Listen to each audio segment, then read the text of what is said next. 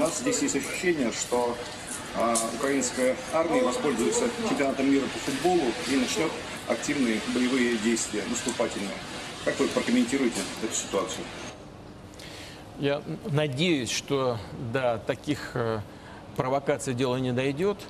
А если это случится, мне думается, что это будет иметь очень тяжелые последствия для украинской государственности в целом. Еще раз хочу подчеркнуть, рассчитываю, что ничего подобного не случится.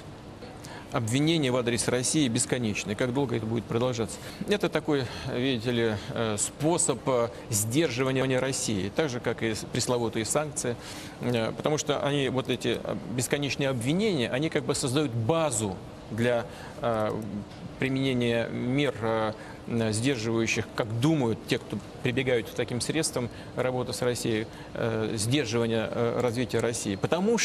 Почему это делается? Потому что видят в России угрозу, видят, что Россия становится для них конкурентом.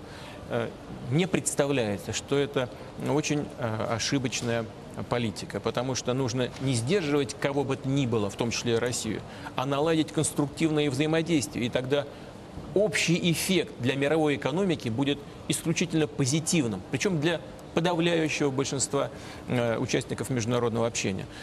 Для нас очевидно, вот для нас, для России очевидно, что мы должны защищать свои интересы. Делать это последовательно, не по-хамски, не грубо, но защищать свои интересы и в сфере экономики, и в сфере безопасности.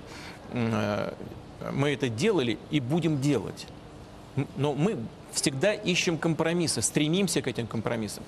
Это все закончится давление тогда, когда наши партнеры убедятся, что применяемые ими методы неэффективны, контрпродуктивны, вредны для всех, и что придется считаться с интересами Российской Федерации.